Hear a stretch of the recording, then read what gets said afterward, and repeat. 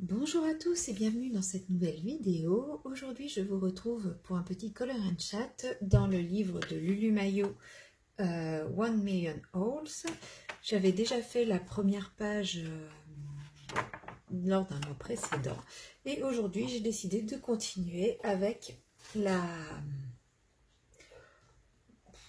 Je sais pas, la page, c'est pas une page de titre, c'est pas une name page, mais bon, bah, la page suivante avec les petits textes. Et je vais profiter de la réalisation de ce coloriage pour faire un petit point avec vous sur mon objectif No Buy que j'ai débuté il y a environ 2 mois pour voir avec vous où j'en suis, est-ce que j'ai craqué, est-ce que je l'ai abandonné, est-ce que je le poursuis, etc. Alors, pour ce qui est de cet objectif, eh bien c'est simple, il est toujours d'actualité, je suis toujours dans mon No Buy raisonné. Alors, l'objectif premier de mon No Buy, c'était 0 achat tout l'été. Et aujourd'hui, je peux dire que j'ai respecté mon défi, puisque je n'ai fait aucun achat, alors niveau colo, DP ou point de croix. Alors, je n'ai fait aucun achat, c'est pas vrai, j'ai fait un achat en point de croix. Donc, j'ai acheté cette paire de ciseaux. Ça a été mon unique achat point de croix. J'ai pas acheté de nouvelles toiles. Comme vous avez pu le constater, j'en ai beaucoup. Donc, j'avais pas besoin de racheter de nouvelles toiles, même si on est toujours tenté par de nouvelles toiles, que ce soit en point de croix, que ce soit en DP, tout comme on est toujours tenté par de nouveaux livres de coloriage, de nouveaux crayons en matière de coloriage. Donc, je n'ai rien acheté d'inutile. La paire de ciseaux, je les ai achetés parce que je n'avais pas de ciseaux, comme je vous expliquais, dans mon floss tube. Et voilà, donc c'était quand même un achat utile et raisonné, même si effectivement j'aurais pu continuer à faire avec des ciseaux qui n'étaient pas forcément adaptés. Comme je passais une commande sur Temu, c'était l'occasion d'en prendre. Au niveau de Game Painting, je n'ai strictement rien acheté, donc là-dessus, je sais que je suis très fière de moi. J'ai eu quelques tentations, mais que j'ai réussi à raisonner assez facilement. Et niveau coloriage, je n'ai rien acheté non plus, il me semble. Je dis il me semble parce que ça se trouve, je suis dans le déni et je ne me rends même plus compte que j'ai acheté des choses. Mais là, comme ça, il n'y a rien qui me vient à l'esprit niveau achat. Même en allant chez Action, j'ai pas souvenir d'avoir pris des trucs pour le coloriage. J'ai pris des choses pour la maison, pour mon appartement, pour du rangement, etc. Mais pour le coloriage, rien. Alors par contre, pour ce qui est du coloriage, j'ai eu quand même quelques belles tentations et j'ai failli faire preuve d'un gros craquage puisque mi-août, on m'a annoncé que ma chouchoute, parce que j'ai 2 chats, mais l'une, la plus âgée des deux, est vraiment la chouchoute de service et le veto m'a annoncé qu'elle avait un gros problème de santé. J'ai dû faire plein d'examens pour essayer de diagnostiquer le problème de santé parce qu'elle a perdu énormément de poids en très peu de temps et elle vomit quotidiennement depuis plusieurs jours, ce qui n'est pas du tout normal. Donc il a voulu dans un premier temps écarter tout ce qui était, on va dire, grave, même si a priori ça restera quand même quelque chose de potentiellement grave. Mais ce qui nécessitait une prise en charge médicale immédiate, donc ça m'a coûté une sacrée petite somme. Et il semblerait qu'il ait mis le point sur un problème de santé qui n'est pas grave en soi s'il est traité, mais qui peut avoir des conséquences beaucoup plus graves. Donc là, je pars quand même sur d'autres examens courant septembre et si ce problème de santé se confirme, un traitement à vie. Donc qui dit traitement animalier à vie dit quand même des frais assez conséquents. Et suite à l'annonce de ce problème de santé et un petit peu tout ce que m'a dit le veto, parce qu'il m'a quand même parlé initialement de cancer, de diabète, d'insuffisance rénale, enfin de choses vraiment très très graves. J'ai eu un petit besoin de réconfort et j'ai eu très envie d'acheter du matériel de colo et plus précisément des livres de coloriage comme j'ai découvert, j'ai eu mes premiers livres d'Amandine Young il n'y a pas très longtemps, et ben j'ai été très tentée de craquer pour ces livres, pour ces fameux livres sur les contes, sachant que là actuellement elle n'a plus que le Cendrillon et le Blanche-Neige, le Petite Sirène étant en rupture de stock et en attente de réassort. Donc voilà, j'ai failli craquer pour le Blanche-Neige et le Cendrillon, mais forcément c'était un achat réconfort et en même temps, est-ce bien raisonnable de dépenser 40 € dans des livres de coloriage dans lesquels on ne pourra pas aller très régulièrement quand on vient de lâcher 250 € chez le Veto, qu'on sait qu'on va remettre 250 € au mois de septembre et qu'après, il faudra probablement payer un traitement à vie. Donc je me suis raisonnée, je ne les ai pas pris, je ne regrette pas de ne pas les avoir pris, clairement. Aujourd'hui, je me dis que de toute façon, je suis déjà parfaitement équipée en matière de coloriage, en matière de diamond painting, en matière de point de croix. Donc clairement, ça passera bien après les soins vétérinaires pour ma petite louloute. Donc voilà, mon no-buy est encore plus d'actualité que jamais parce que là, j'ai vraiment d'autres besoins financiers qui sont beaucoup plus importants que de compléter mes collections. Voilà, je n'ai pas de besoin en matière de loisirs créatifs. Donc voilà, je préfère soigner ma poulette que d'acheter les dernières choses tendance à la mode, comme par exemple la palette de gouache Ini, que tout le monde a en ce moment, veut s'acheter. Alors, effectivement, hein, comme n'importe qui, ça me fait envie, j'ai envie de tester. Mais d'un autre côté, je sais déjà pas faire de l'aquarelle, je sais pas faire de la gouache, de l'acrylique. Est-ce que j'ai vraiment besoin d'acheter de la gouache pour faire de la patouille comme je fais déjà avec ce que j'ai? Je ne pense pas, donc clairement, ce n'est pas un matériel qui me tente en réalité. Voilà ce qui est pour le point sur la poursuite du no-buy à la rentrée. Donc voilà, mon no-buy va se poursuivre encore pour une durée indéterminée et je reste sur mon projet de réduire énormément mes stocks également.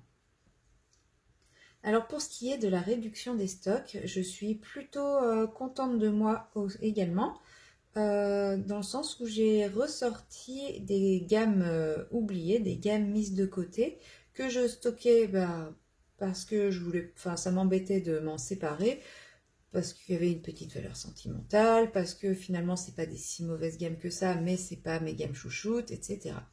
Donc là, comme c'est le cas par exemple avec les Giotto, mes Giotto sont quasi neufs, hein, comme vous pouvez le constater. Ils sont vraiment en très très bon état. Ils fondent pas trop. Je les ai un petit peu utilisés, mais sans plus. Et ils restaient là à prendre la poussière sur mon étagère avec mes autres crayons, sans même que je les regarde et que je me dise, et tiens, si je prenais les Giotto. Donc grâce à mon no-buy, eh bien, j'ai recommencé à utiliser mes Giotto. Alors, ils ne font pas partie d'une gamme que je remplacerai quand ils seront terminés, mais j'apprécie quand même colorier un petit peu avec. Alors effectivement, ce que je leur reprochais quand je les ai eus et qui a fait que je les ai très peu utilisés, je le pense toujours, hein. Je trouve que le nuancier, il manque un petit peu de teinte, hein. Il n'y a pas de vrai rouge par exemple, niveau marron c'est quand même très limité. Enfin voilà, il manque certaines teintes à mes yeux, mais ça ne m'empêche pas de quand même les utiliser dans certains coloriages, donc là comme par exemple les Lulu Mayo, ou comme dans le cas de saison où j'ai fait un coloriage avec une base d'aquarelle. Donc voilà, j'ai ressorti mes petites gammes que je ne compte pas renouveler. Donc c'est pareil, j'ai ressorti les Castle Art pour colorier dans les Clara Markova. J'ai ressorti également du matériel de patouille pour essayer d'utiliser tous ces petits matériels que je ne maîtrise pas trop, que j'ose pas utiliser par manque de maîtrise, et puis pour apprendre à les utiliser, les user un peu, et puis pour sortir de ma zone de confort également. Donc voilà, ce petit projet no-buy a énormément de points positifs dans ma technique colo, puisqu'il m'oblige à sortir de ma zone de confort à tester de nouvelles choses, à retrouver de nouvelles choses, enfin d'anciennes choses, je veux dire, comme des crayons que j'utilisais plus par habitude d'utiliser d'autres crayons. Et donc petit à petit, alors là je suis loin encore de me dire que je vais terminer une gamme de crayons et pouvoir libérer une trousse, mais petit à petit je me dis que voilà, si je continue à utiliser mes moyennes gammes, eh bien j'arriverai à avancer dans mes colos tout en me séparant de gammes qui m'encombrent et ensuite je pourrais reprendre mes gammes chouchoutes comme les Derwent ou les Polychromos. Après, dans mes gammes de crayons de couleur, il y a deux gammes que j'ai, que je pense je ne vais pas chercher à les utiliser. Ces deux gammes, c'est les Prismacolor et les Holbein. Alors les Prismacolor, pourquoi j'ai dû les utiliser une seule fois, parce que quand j'ai ouvert la pochette, ils n'étaient pas neufs. Alors je sais très bien que je les ai achetés neufs, donc je les ai mis en trousse, mais j'ai aucun souvenir les avoir utilisés. Donc, clairement, c'est qu'ils m'ont pas laissé un souvenir impérissable sur leur utilisation. Et ces crayons, en fait, je les avais trouvés une première fois sur Vinted quand j'ai débuté le colo et j'ignorais qu'il y avait toutes ces contrefaçons. Enfin, je comprenais même pas qu'on puisse faire de la contrefaçon de crayons. Ça me dépassait un peu cet univers-là et sans le savoir, je me suis retrouvée avec une contrefaçon. Et la vendeuse, très malhonnête, m'a, au lieu de faire le nécessaire pour me rembourser quand je lui ai prouvé par A plus B que c'était une contrefaçon, m'a bloqué. Et du coup, comme elle m'a bloqué, je n'ai jamais pu obtenir gain de cause. Vinted n'a rien voulu entendre. Elle a juré que c'était des vrais, qu'elle n'était pas au courant si c'était une contrefaçon. Donc Vinted a classé l'affaire comme ça. Et elle m'a promis qu'elle me rembourserait, chose qu'elle n'a jamais fait. Elle m'a bloqué à la place.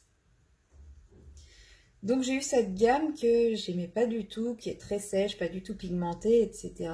Alors oui, effectivement, j'ai vite su que c'était pas les vrais Prismacolor, mais ça n'empêche, ça m'a fait un blocage sur cette gamme de crayons. Et quand j'ai acquis les vrais Prismacolor, j'ai jamais réussi à les utiliser. J'ai fait un blocage, je voulais pas les utiliser, je les avais, je les regardais, mais je les utilisais jamais. Et à force de les laisser en trousse et de jamais les utiliser, eh bien c'est simple, je vous dis, je pense que je les ai utilisés une fois, ou alors c'est en faisant le nuancier, j'ai été obligée de tailler quelques crayons.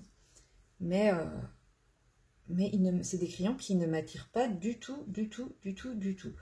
Donc plutôt que de me forcer à les utiliser, alors que j'ai plein d'autres gammes que je sais utiliser, avec lesquelles je me sens pas trop mal, etc. Et vu que c'est des crayons qui ont quand même une petite valeur financière, je me dis que je vais tout simplement aller les mettre en vente sur Vinted ou autre. Alors, je ne sais pas encore où exactement, parce que sur Vinted, j'ai un peu peur de tomber sur quelqu'un de malhonnête. Et donc, de perdre et les crayons et l'argent qui va avec. Mais donc, si vous connaissez des plateformes de vente en ligne sur lesquelles il y a moins d'arnaques que sur Vinted, n'hésitez pas à m'en faire part en commentaire, parce que oui, je compte bien vendre mes Prismacolor avec la trousse, pour au moins les protéger pendant le transport. Et les Holbein, même, alors c'est pas tout à fait la même histoire pour les Holbein. Donc les Holbein, j'avais très très envie d'avoir les Holbein. J'ai économisé pendant un petit moment pour pouvoir me les payer. Et à cette époque-là, il fallait obligatoirement les commander sur Amazon Japan. Donc je les ai commandés, ils sont arrivés, j'ai par chance pas eu de frais de douane. Et voilà, mon conjoint de l'époque savait très bien que je rêvais de ces crayons-là. Il m'avait même proposé d'essayer de me les trouver quand on irait au Japon, etc. Mais comme le voyage au Japon ne se faisait jamais, j'ai fini par les commander. Et en fait, l'arrivée de ces crayons a été l'origine d'une scène monumentale de monsieur qui me disait que je jetais l'argent par les fenêtres, etc., etc. Alors que bon, c'était mon argent, j'ai économisé pour me les acheter, enfin je lui ai rien demandé. Donc voilà, sa scène n'était pas du tout justifiée. Et pareil, rebelote, j'ai fait un blocage sur ces crayons. Je me suis dit que vu le prix des crayons, fallait pas que je fasse n'importe quoi avec. Et du coup, je les ai, ceux-là, absolument jamais utilisés. J'ai même pas osé faire le nuancier avec. Je me souviens très bien qu'ils sont restés pendant très longtemps dans leur boîte d'origine, dans un placard. Et un jour, je me suis décidée à les mettre en trousse. Et pour autant, j'ai pas pu les utiliser derrière non plus.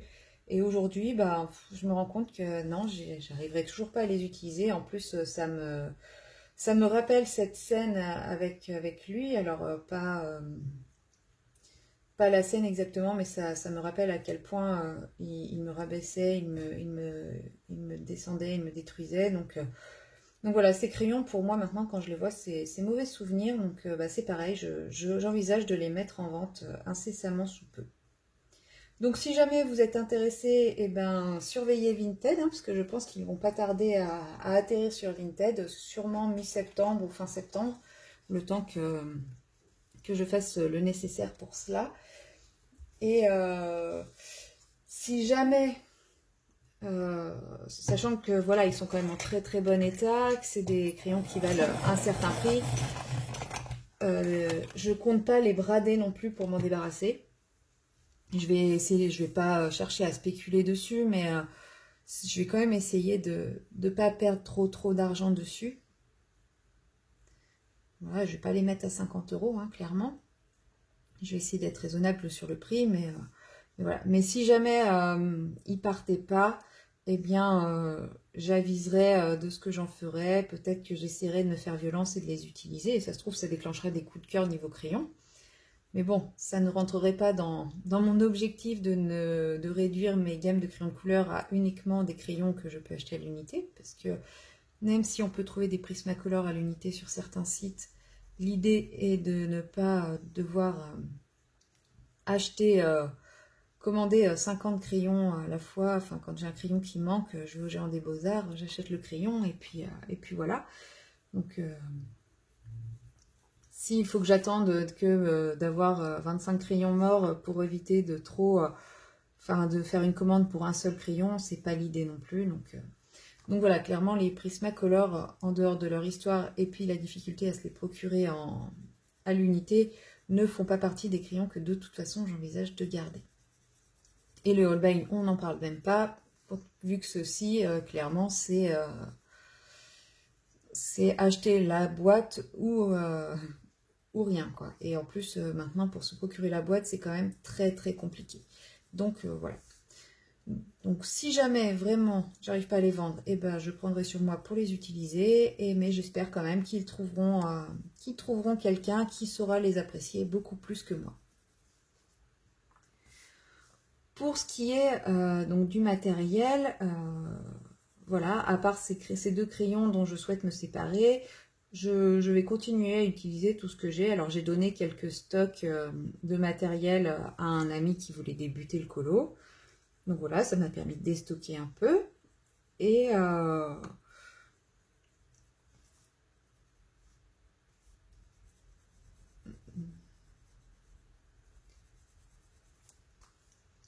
donc voilà, donc j'ai déstocké un petit peu de mon matériel également auprès d'un ami qui lui voulait, comment dire, qui voulait s'essayer au coloriage.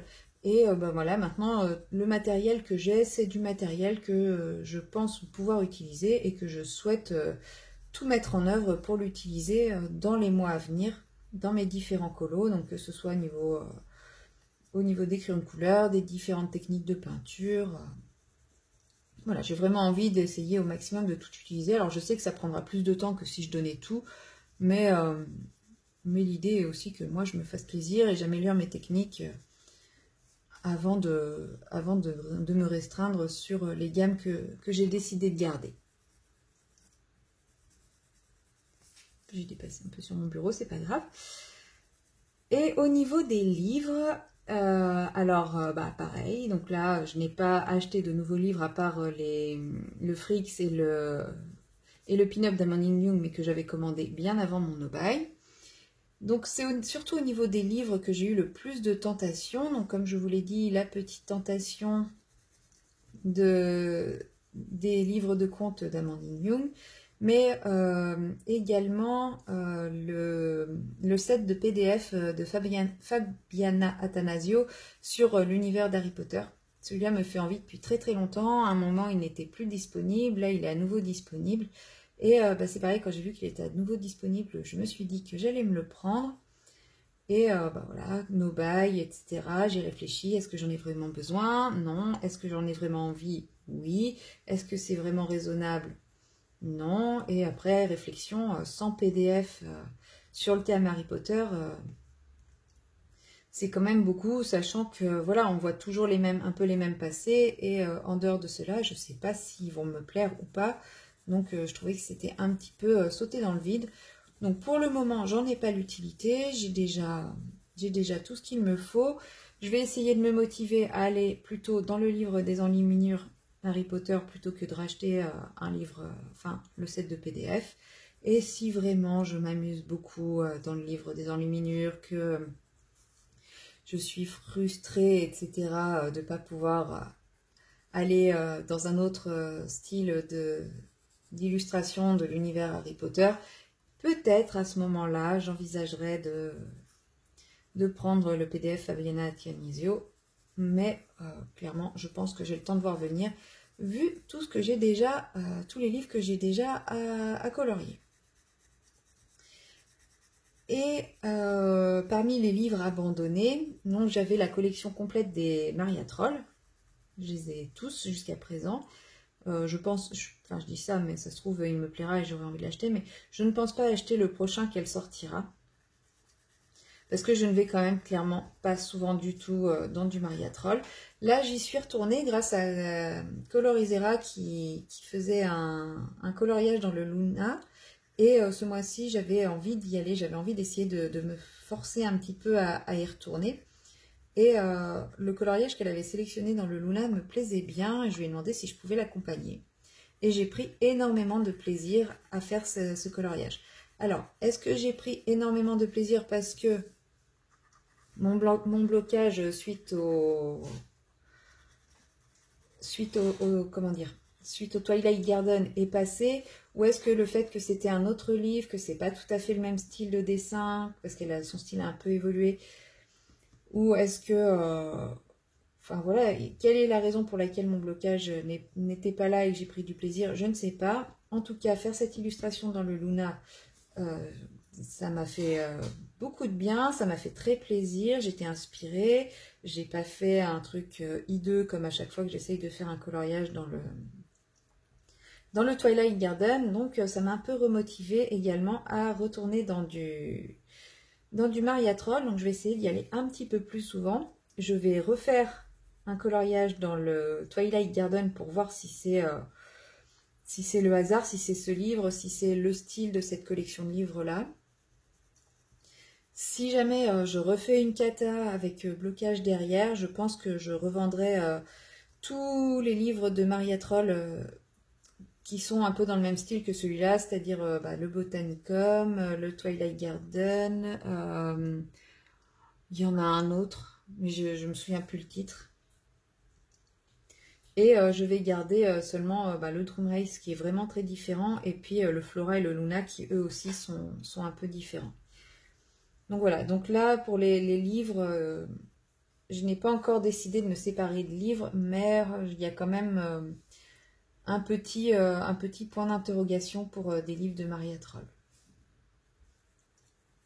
Mais sinon, j'ai fait le calcul, pendant un live de Colorisera, j'ai 84 livres, et c'est vrai que aujourd'hui, à 2 mois de mon no-buy, je sais que j'irai pas dans tous, hein, clairement, mais j'ai pas encore réussi à me décider desquels je vais me séparer, puisque j'arrive. Enfin, je me dis toujours que peut-être un jour j'aurai envie d'y aller. Si un jour ils m'ont plu et que j'y suis pas allée pour X ou Y raison à l'époque, peut-être que cette envie va revenir, peut-être que si un jour j'ai plus de temps, et ça me permettra d'y aller, puisque voilà, faire que 4 colos par mois, forcément on peut pas aller dans tous ces livres, mais quand on arrive à faire un peu plus que 4 colos, forcément on explore un peu plus de livres. Donc pour le moment, je suis pas encore prête à me séparer de livres. Voilà. Donc voilà. Pour ce no-buy, alors clairement, le bilan de ce no-buy, c'est que plus que jamais d'actualité, l'objectif étant de garder mon argent pour soigner ma petite peluche. si possible, essayer de revendre mes 2 gammes de crayons pour financer les examens, hein, clairement. Si j'arrive à les vendre, ça m'aidera bien financièrement pour payer les examens à venir au mois de septembre. Et une partie du traitement. Et puis après, continuer à économiser un petit peu de l'argent, à faire de la place, à utiliser mon matériel, à sortir de ma zone de confort en utilisant du matériel dont je n'ai pas l'habitude d'utiliser et pourtant que j'ai déjà. Et puis petit à petit réduire à du coloriage un peu plus minimaliste. Alors pas minimaliste dans le rendu, mais minimaliste dans ce que je possède, c'est-à-dire réduire à un nombre un peu plus restreint de livres, ceux dans lesquels je vais le plus souvent, et réduire à quelques gammes de crayons de couleur. Alors, est-ce que je vais garder tous ceux auxquels je pense, c'est-à-dire les Procolor, les Color Soft, les Light Fast, les Polychromos et les Albrecht Dürer, ou est-ce que je vais encore réduire derrière? Je ne sais pas encore. Mais aujourd'hui, voilà, c'est les 5 gammes que je souhaite conserver à terme. Donc voilà pour le petit bilan à 2 mois. Donc voilà, c'est sûrement pas le bilan le plus intéressant qui soit, puisque effectivement je n'ai rien acheté, donc je n'ai rien à vous montrer, et je sais que les vidéos unboxing ou haul sont quand même les vidéos qui attirent le plus les gens. Mais moi, en tout cas, je suis très très fière de moi, de ne pas avoir craqué, d'avoir été sage et raisonnable. Et j'espère bien continuer dans cette lancée et pouvoir remettre mon chat sur pied grâce à mes efforts colo, et puis prendre de bonnes habitudes aussi en matière d'achat colo. Voilà, je vous dis à très bientôt dans une prochaine vidéo.